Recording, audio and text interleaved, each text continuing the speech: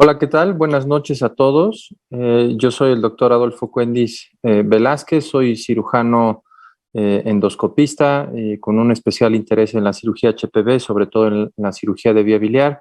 Estoy en el GEA González de la Ciudad de México y es para mí un honor dirigir esta mesa de casos clínicos de vía biliar, por lo cual agradezco enormemente a la Asociación Mexicana de Cirugía HPV, al doctor Melchor, su presidente, y a todo el comité organizador.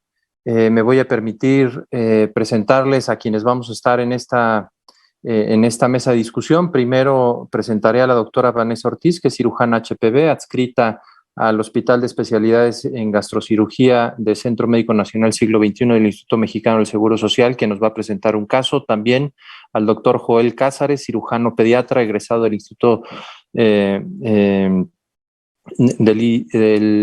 del Instituto de Pediatría, es jefe de cirugía del Hospital Materno Infantil en la ciudad de Monterrey y tiene un posgrado en cirugía laparoscópica y de vía biliar en Yutendo, Tokio, misma universidad donde aún es colaborador como profesor de posgrado. También nos acompaña en la mesa de análisis, pues alguien que no necesita más presentación que su nombre. Es una institución en la cirugía HPV a nivel mundial. El doctor Miguel Ángel Mercado está con nosotros para discutir los casos. También está con nosotros el doctor Gustavo Varela, que es jefe del Departamento de Trasplante del Hospital Federico Gómez, es cirujano pediatra y trasplantólogo. Y también nos acompaña el doctor Roberto Ortiz, cirujano pediatra y de trasplantes, fue jefe de trasplantes del Hospital de Pediatría del Centro Médico Nacional Siglo XXI en el Instituto Mexicano del Seguro Social. Y pues le damos la bienvenida y dejo estas pantallas y micrófonos al doctor Joel Cázares para que nos comparta el primer caso clínico. Por favor, siéntanse libres de hacer preguntas en el chat para irlas anexando al módulo de preguntas y respuestas. Muchas gracias y espero lo disfruten. Buenas noches. Agradezco la invitación a la presente por parte del comité científico. Vamos a hablar del caso clínico en el módulo de vías biliares. Soy el doctor Joel Cázares Rangel. Se trata de un paciente masculino de 2 años, 7 meses de edad, con fecha de nacimiento el 21 de febrero de 2019 y que ingresó con nosotros el 18 de octubre del presente año. Dentro de los antecedentes heredofamiliares se encuentran negados y los personales no patológicos también. Pero llama la atención en los perinatales que dentro del ultrasonido perinatal en 8º mes de gestación, ellos identifican o dan una sugerencia de que el paciente tiene una probable atresia duodenal, por lo que dan seguimiento y el día de su nacimiento realizan, al momento de hacer la reanimación, una endoscopía superior en la cual descartan atresia duodenal. Dan seguimiento por las próximas 18 horas con radiografías de abdomen para revisar su patrón de gas, en el cual lo refieren como no obstructivo y que no da una identificación de una imagen de doble burbuja que sugiera una atresia duodenal. Y sin embargo, si persistiera el problema, se recomendaría una serie esófago-gastrodenal o un tránsito intestinal. El paciente posteriormente se encuentra asintomático hasta el día 24 de septiembre del presente año, cuando presenta dolor abdominal intermitente e insidioso, referido como 2 de 3 cruces, ocasionalmente acompañado de vómitos postprandiales e ictericia de escleras. También evacuaciones alcohólicas intermitentes y la madre nota un aumento de volumen en el epigastrio, motivo por el cual el 5 de octubre del 2021 acude con su pediatra, en el cual identifica una masa palpable en el abdomen derecho y le solicita un ultrasonido, el cual refiere una lesión quística gigante en el abdomen derecho y no logra identificar el origen, ya sea a nivel hepático o un quiste de mesenterio o de epiplón. Por lo cual realiza una resonancia en 2 días después, en la cual se identifica un quiste de colédoco gigante de aproximadamente 11 por 12 por 13 centímetros, con dilatación de la vía biliar intrahepática y el paciente entonces es referido a Monterrey, Nuevo León. Estos son los laboratorios de octubre, en la cual la serie blanca y la serie roja se encuentran dentro de los límites normales, una glucosa normal, electrolitos séricos normales, y la bilirrubina total se encuentra elevada en 1.8, a expensas de la directa en 1.1, albúmina en 4.1, las transaminasas, la AST en 700 y la LT en 988, con una fosfatasa alcalina de 2017, y una DHL de 388 y una GGT también en 1013. Llama la atención que la milasa y la lipasa se encuentran dentro de los límites normales. Y posteriormente se refiere a nuestro hospital, en el cual se corroboran los estudios y también los laboratorios.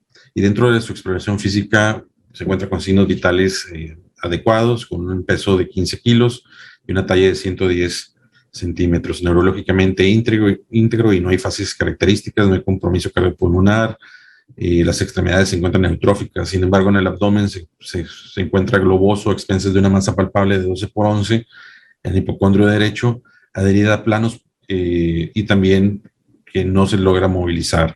La peristalsis se encuentra presente, no es doloroso y no hay datos de irritación peritoneal, no hay visceromegalias. Con base al diagnóstico de un quiste de colédoco, se procede a cirugía realizando el plan de una resección de quiste de colédoco por vía laparoscópica con un hepático yeyuno y una Y de Rux, auxiliado con el verdiindiosanina. Nosotros seguimos la técnica que hemos logrado publicar en diversas revistas científicas como el Seminars de Cirugía Pediátrica y en algunos libros también de cirugía pediátrica como el Prem Puri, en diferentes ediciones en donde vamos describiendo la técnica, y también en el libro de cirugía de hígado, vías biliares y páncreas en niños de Mark Davenport y Ricardo Superina, entre otras. Para lo cual el tratamiento laparoscópico consiste inicialmente en tener una adecuada exposición del porta hepatis. La distribución del quirófano se encuentra el paciente al borde de la mesa quirúrgica en posición francesa, con el cirujano a los pies y el monitor enfrente a él, con un ayudante a la izquierda y el otro a la derecha para retracción y también para el uso de la cámara, la enfermera a un lado. Aquí podemos ver las características del paciente, un abdomen muy globoso y posteriormente se realiza la posición de los trócares. Hemos ido disminuyendo el uso de los trócares conforme hemos estado avanzando. Actualmente usamos un puerto único, un mini-gel port en la cicatriz umbilical y 3 incisiones de 3 milímetros, una en hipocondrio del lado izquierdo y 2 en flancos derecho e izquierdo para la mano derecha y la mano izquierda. Como lo mencioné, la parte importante es obtener una exposición. En el primer video de la izquierda podemos observar que prácticamente el quiste ocupa toda la cavidad abdominal, por lo cual empezamos una vez disecado a la porción anterior, vamos realizando un drenaje paulatino del quiste, lo suficiente para poder tener una cavidad, pero también para poder tener un plano adecuado de disección. Podemos observar el hígado ya en una posición, pero ya con la coloración de verde por la captación del verdiindiosanina, el cual es una molécula que tiene una captación hacia las lipoproteínas y que no tiene fugas al intersticio, y esto se capta rápidamente en el hígado y se excreta sin conjugar con la bilis. Esto empieza unos 8 minutos después de su administración, entonces en este caso se administra horas previas. El siguiente paso es la elevación del ligamento redondo con una sutura extracorpórea y usando uno de los incisiones de 3 milímetros se coloca una pinza de Babcock, la cual nos ayuda a exponer la vesícula biliar y tener una mayor cavidad para poder trabajar.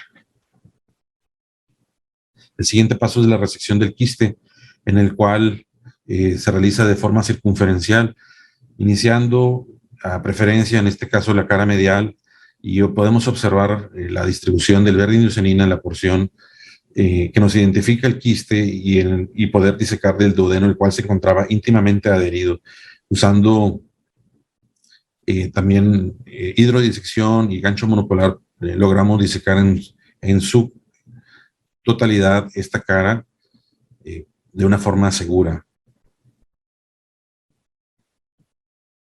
El siguiente paso es la disección lateral, en la cual vamos disecando por planos, empujando o movilizando el colon transverso hacia una porción inferior y logrando disecar de forma lateral hasta la porción superior y también disecando la vesícula biliar. Se puede realizar, se puede usar la disección con ligachur o con bisturí armónico, pero en este caso preferimos el gancho monopolar. Una vez logrado disecar en su totalidad la porción inferior, teniendo extrema precaución de liberarlo de la vena porta y de la arteria hepática, también logramos identificar prácticamente disecarlo hasta la porción superior, hasta el hepático común. Entonces ya podemos tener una movilización prácticamente adecuada de este quiste de coledoco gigante, que vemos que ya prácticamente está desinflado en este video. Y el siguiente paso sería la resección, en la cual vamos tatuando el sitio donde vamos a hacer el corte, dejando 1 centímetro de forma cefálica del quiste de colédoco, y el corte se realiza en frío mediante la tijera. Vamos realizando el corte por partes para poder corroborar la forma en que vamos disecando y haciendo el corte. Y aquí nuevamente el uso del verdinosonina es importante para poder lograr identificar la vía biliar y no tener alguna complicación con algún vaso. En este caso se alcanza a observar una rama derecha de la arteria hepática en la porción inferior, y podemos identificar una vez el interior en cuanto al hepático derecho y el hepático izquierdo. En este caso es un quiste de coledoco gigante, el cual no tenía una comunicación directa hacia el páncreas, sino que termina en una cabeza de alfiler. Es importante mencionar que en algunos casos estos quistes se encuentran íntimamente adheridos a la cara posterior, por lo cual se puede realizar una apertura de la cara anterior para poder tener una disección de la pared posterior bajo visión directa y no presentar alguna complicación vascular. El siguiente paso es el retiro de los tapones en el quiste de colédoco, que pueden presentarse en el canal común hasta un 60% y en los conductos hepáticos hasta un 35% de los casos. El hecho de no retirar estos tapones pues pueden ocasionar pancreatitis y colangitis de repetición, así como estasis biliar o estenosis. Aquí podemos observar en una CEPRE la formación de los litos en el conducto pancreático y también en el hepático común. Para lo cual usamos una endoscopía laparoscópica intraoperatoria para poder hacer el lavado de del conducto hepático común y también de la porción distal o en el canal común. Entonces aquí, una vez realizada la cistoscopía, vamos lavando de forma profusa, logrando extraer cualquier debris o litos que se puedan encontrar dentro del páncreas, perdón, dentro del hígado. De misma forma, en la porción inferior, como no fue en este caso, pero en otro de los casos que se encuentren con una comunicación, principalmente quistes de colédoco fusiformes, se realiza el lavado mediante el cistoscopio y podemos observar cómo vamos empujando todo el debris y los litos hasta ser expulsados en la segunda porción del duodeno. De igual forma, al momento de hacer esta endoscopía es importante identificar el conducto pancreático para poder realizar una resección completa y no dejar un cabo distal. Para lo cual, en el número 2, como podemos identificar, es el sitio ideal de realizar la resección completa del quiste de colédoco. En el número 1 sería muy superficial a nivel del borde superior del páncreas, y en el número 3 sería muy riesgoso debido a que podemos lesionar el conducto pancreático. El siguiente paso es la creación de una RUX en Y extracorpórea. Una vez identificado el TRICE, se toman en cuenta 15 centímetros de yeyuno y se logra identificar la porción se identifica la parte aproximada de la distal y se exterioriza a través del minigel, por el cual nos ayuda a retraer de una forma adecuada y no estrangular las asas. Nosotros no tomamos en cuenta unas medidas como en adultos con 20 centímetros supracólicos y 40 infracólicos, debido a que en los pacientes pediátricos lo que va a ocasionar es que van creciendo los intestinos de una forma exponencial y esto puede favorecer a estasis. Entonces, lo que nosotros hacemos es que el asa ascendente, con que llegue a la apófisis sifoides, con eso es más que suficiente, que al momento de introducir las asas se va a encontrar dentro del área para hacer la hepático-yeyunoanastomosis. Y en la fotografía de la derecha podemos nuevamente administrar el verde indiocenina y tener una identificación de la perfusión de estas asas inmediatamente 30 segundos hasta un minuto después de la administración. Y una vez corroborado esto, estamos seguros de que no se va a encontrar algún problema en la perfusión. Esto es lo que mencionábamos, la forma de la Y de RUG adecuada es una anastomosis terminolateral con puntos de preferenciales proximales para favorecer el drenaje biliar y alimentario, y no tener una Y de RUG muy grande con 40 centímetros infracólicos, en los cuales va a ocasionar estasis biliar. De igual manera, la hepático-yeyunoanastomosis, al momento de hacerla, debe ser lo más cercano al borde ciego o cerrado en greca. Esto debido a que también al momento de ir creciendo el paciente, este borde también crece y va a favorecer estasis biliar o la formación de litos. Entonces, el siguiente paso fue la creación de la hepático-yeyunoanastomosis de forma laparoscópica intracorpórea, usando PDS 4 ceros con nudos intracorpóreos, y podemos iniciando con la cara posterior, podemos observar la perfusión de los tejidos con el verde indiocenina, en la cual es de forma adecuada y también nos va a evitar algún riesgo de estenosis. Bueno, y posterior a la cirugía podemos ver cómo el paciente terminó en cuanto al abdomen, y una semana después prácticamente las cicatrices se encuentran de forma imperceptibles.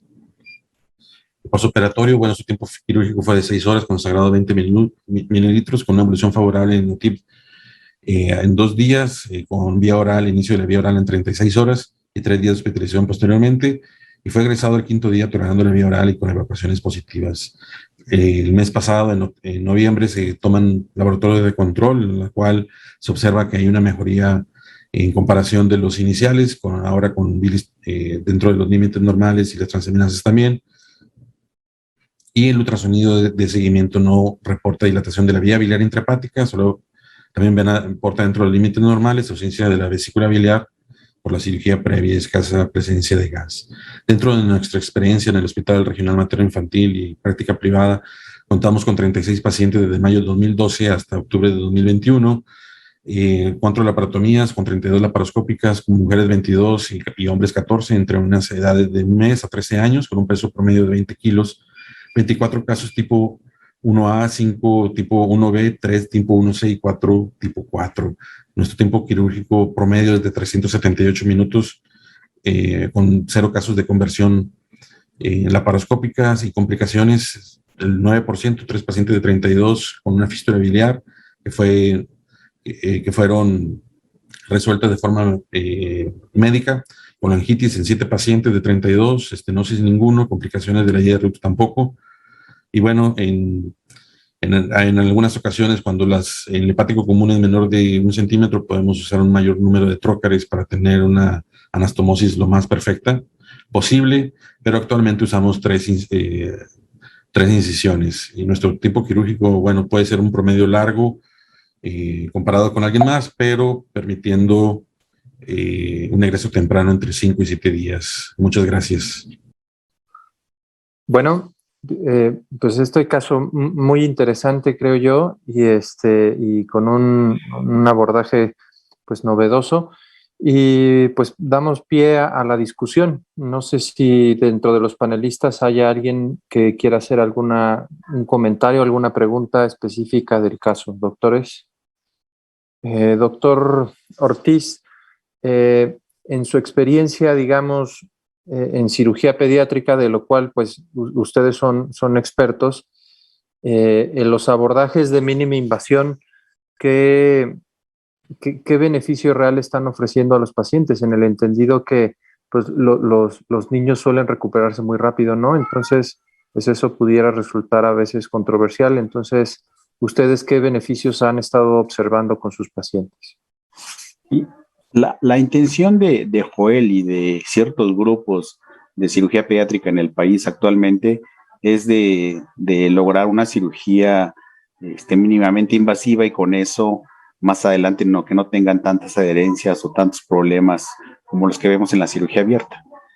Es controversial o no dependiendo del punto de vista del cirujano pediatra. Hay cirujanos pediatras que están negados a hacer cirugía laparoscópica y hay otros cirujanos pediatras que van a estar contentos con la cirugía abierta.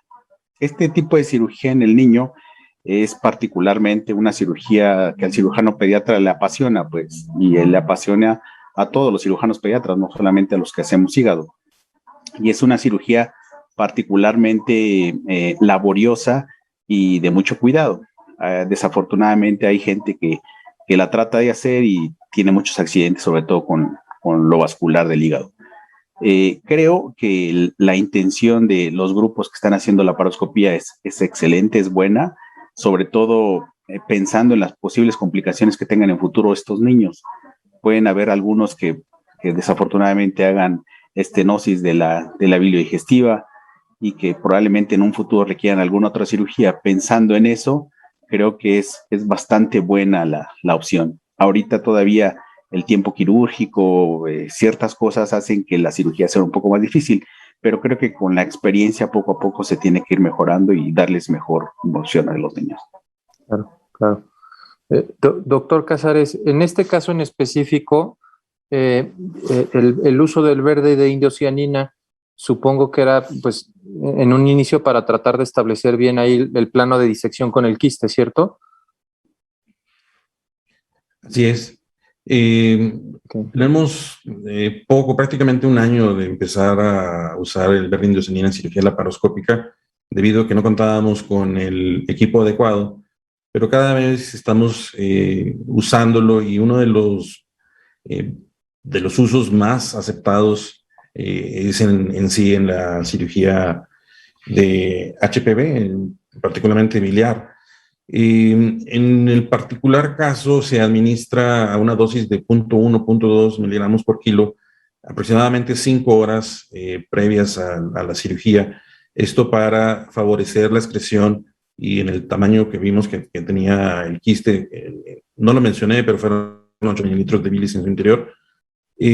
Todavía al momento de iniciar faltaba que se pintara de una forma adecuada. Conforme empezamos la disección, la parte más difícil pues era donde se encontraba el duodeno. Cabe recalcar que el paciente pues ya tenía datos de los vómitos postprandiales, la misma masa estaba ocupando o estaba obstruyendo parcialmente su alimentación.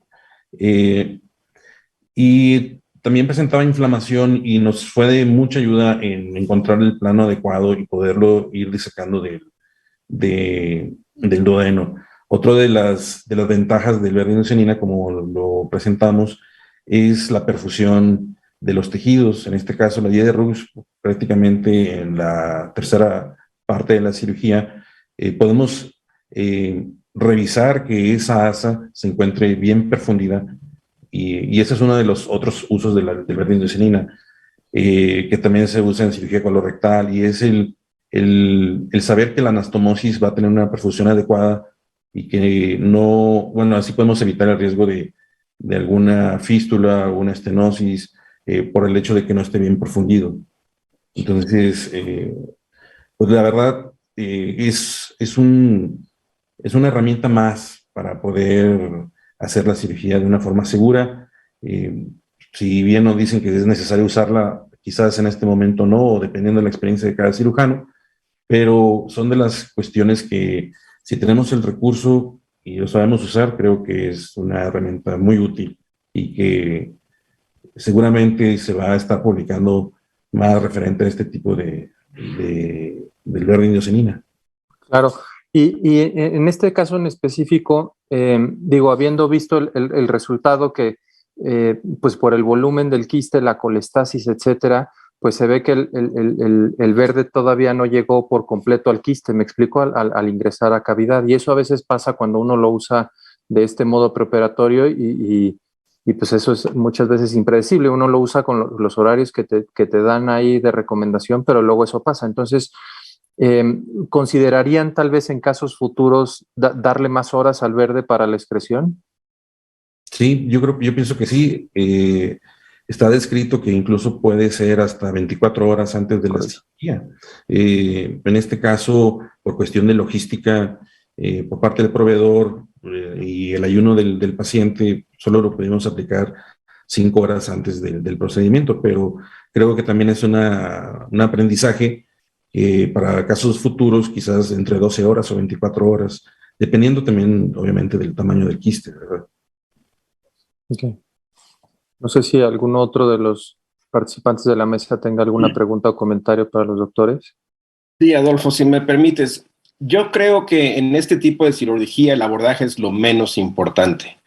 La verdad es que hacerlo de manera abierta o abierta laparoscópica da exactamente los mismos resultados. No hay nada a favor ni en contra de uno y otro. Pero lo que sí es muy importante es que quien intenta hacerlo laparoscópico tiene que ser gente con un entrenamiento real y profundo en cirugía laparoscópica y sobre todo en cirugía hepatopancreatobiliar en niños. Porque no es una cirugía sencilla ni abierta ni laparoscópica y la mayoría de la gente que lo está intentando laparoscópicamente no tiene el entrenamiento adecuado. Las ventajas no hay ninguna, son exactamente las mismas cosas y la recuperación postquirúrgica de un niño que se hace la cirugía abierta de un quiste de colédoco es igual a de la laparoscópica y son los días de ayuno para la anastomosis intestinal que tienes. Yo creo que lo importante aquí es que independientemente del abordaje, que para mí es lo mismo, hay que recordar los 4 principios básicos y que muchas veces estos principios, por tratar de hacer un abordaje laparoscópico, a veces los cirujanos sin experiencia los olvidan. El primero es resecar todo el quiste, toda la vía biliar dilatada ya normal, que a veces cuando los hacen laparoscópico no hacen una buena disección intrapancreática del colédoco y dejan un remanente distal. Eso es porque no hacen bien la técnica laparoscópica, no tiene que ver con el abordaje.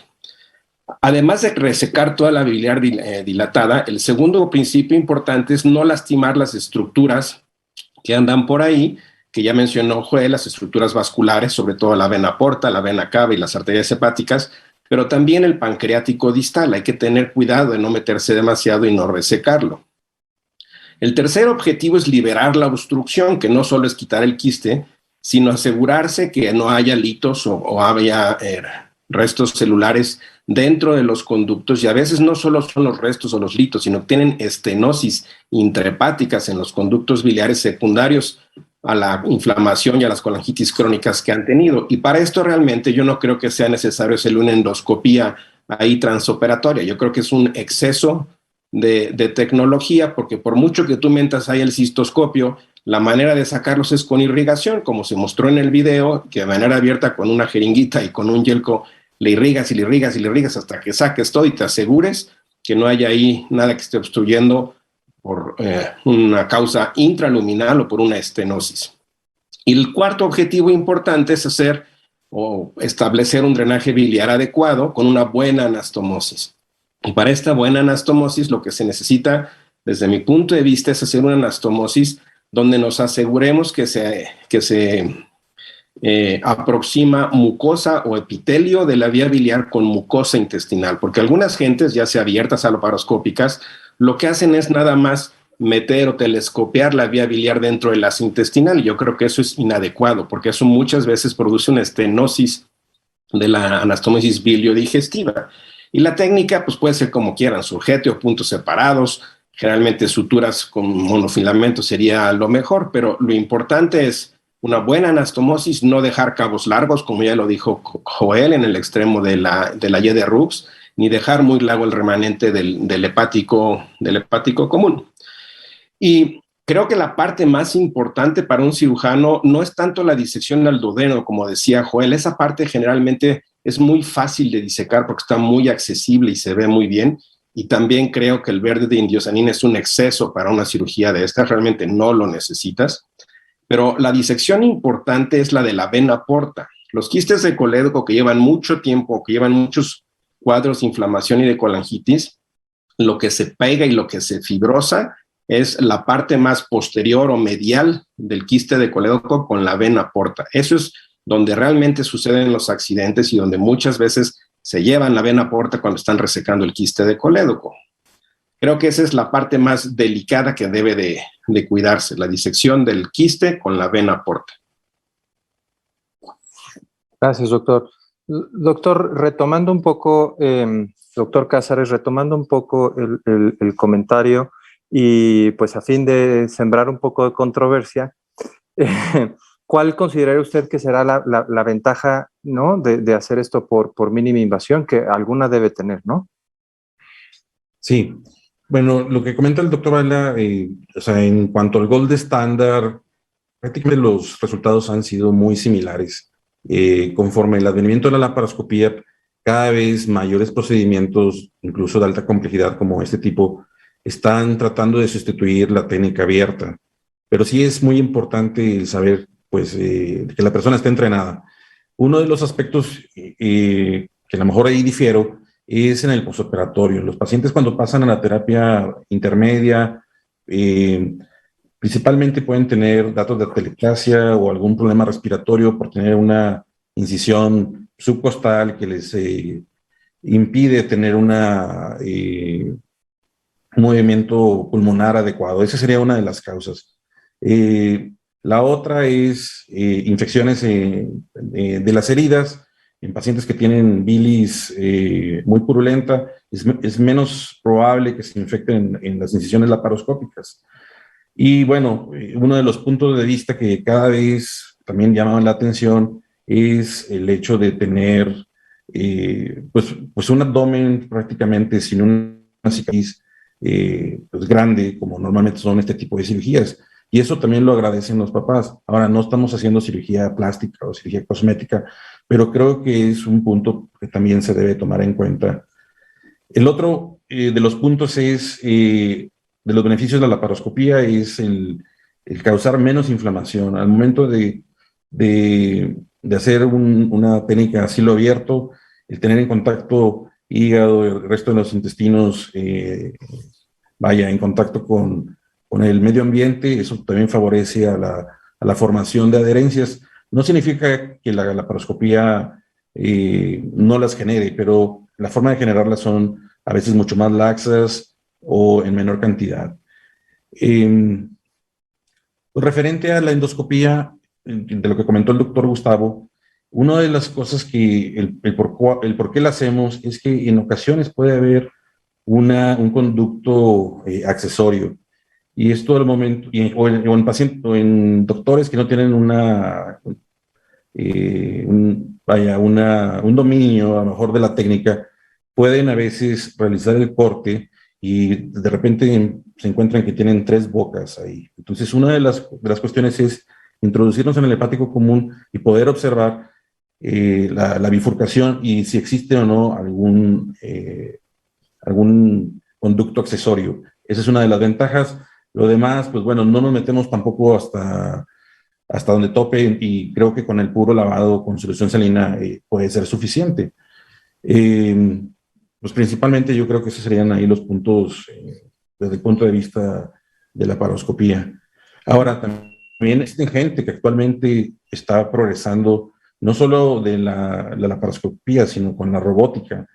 Y esto también creo que es uno de los temas que, si bien no es nuevo, lleva alrededor de 10 años o un poco menos, cada vez están haciendo procedimientos también por vía robótica, pues con los beneficios de una visión en tercera dimensión, con el poder eliminar el temblor fino, etcétera. Entonces, la tendencia, esa es, yo creo, hacia la laparoscopía, pero lo que sí es importante es que se haga la técnica que el cirujano domine. Eso creo que eso es lo más importante y que sabes que va a tener un buen resultado. O sea, no importa si lo haces abierto, si lo haces laparoscópico o robótico, pero si sabes que tienes un menor índice de complicaciones, porque esa es la técnica que dominas, creo que eso es lo que va a tener un beneficio en el paciente.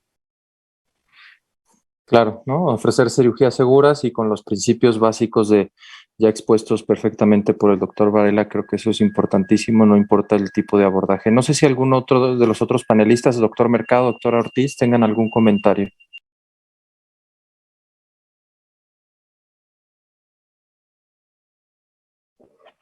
Primero la doctora.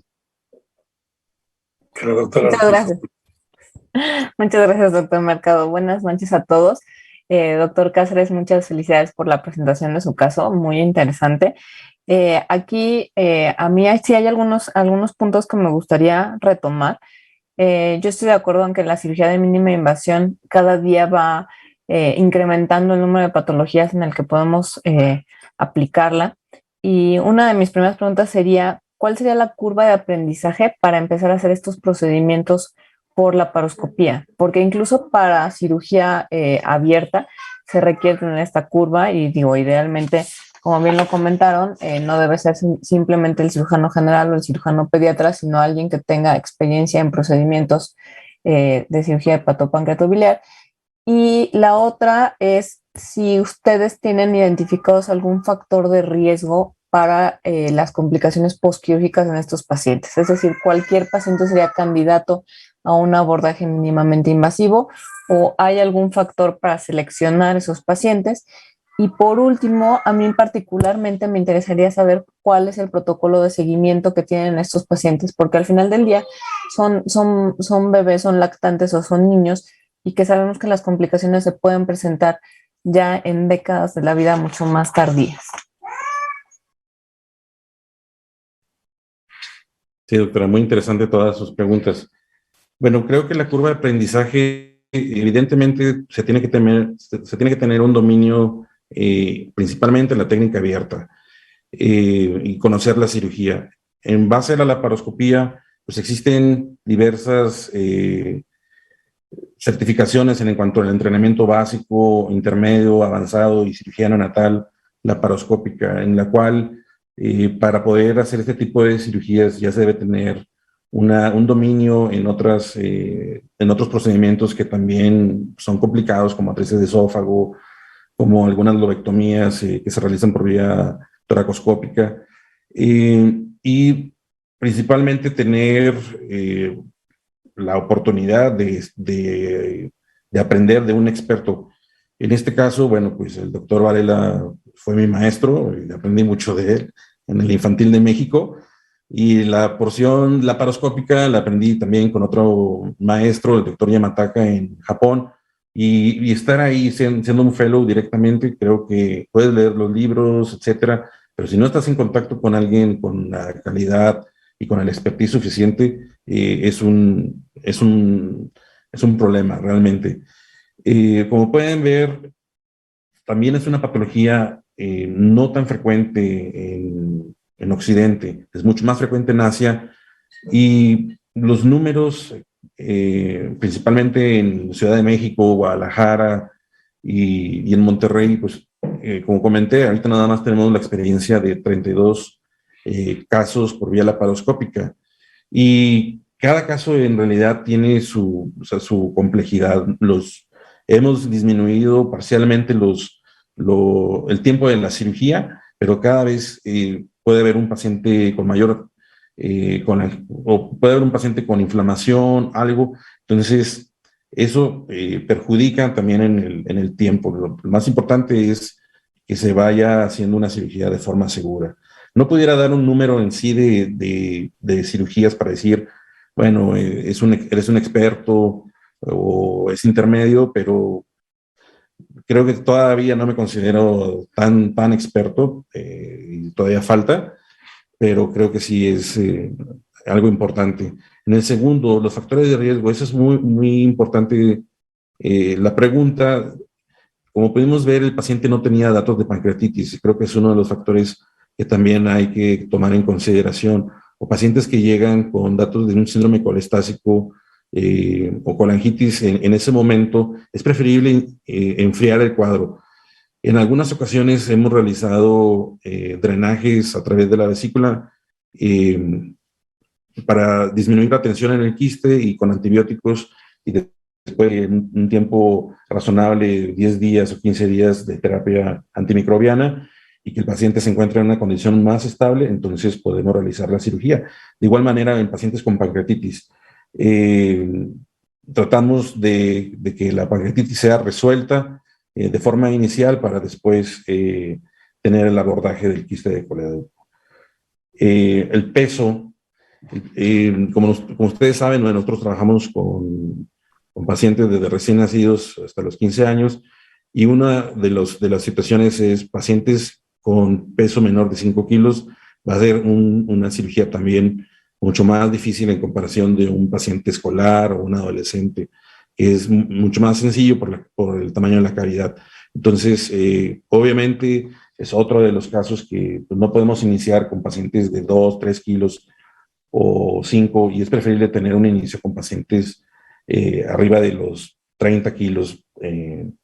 Esa sería otra de las cuestiones.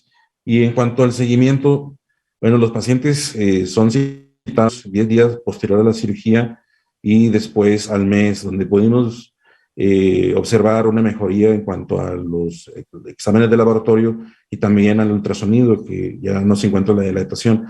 Posteriormente los citamos cada mes hasta el tercer mes, y luego después cada 6 meses y eventualmente una vez al año, dando seguimiento. Estos pacientes se encuentran después de la cirugía con profilaxis con trimethoprim con sulfamethoxazol por el riesgo de colangitis, y cuando vemos que los laboratorios se encuentran dentro de los límites normales, pues bueno, lo destetamos del antibiótico y se les dice a los pacientes pues las indicaciones de urgencia, como sería todo lo presente en un síndrome colestásico, fiebre, la ictericia, la colia, etcétera. Entonces, sí tienen una comunicación muy arraigada en la clínica de nosotros ahí en el hospital, y ellos tienen pues, prácticamente sus folletos y las indicaciones que nosotros manejamos.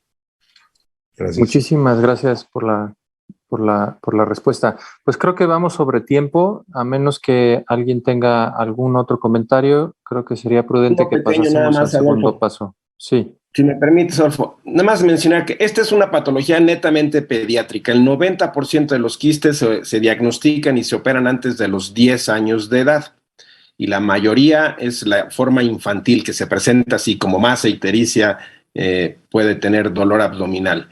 Hay una pequeña proporción, 10-20%, que se presentan con diagnóstico prenatal o en la etapa neonatal y que a veces se revientan los quistes y son un problema para manejarlo.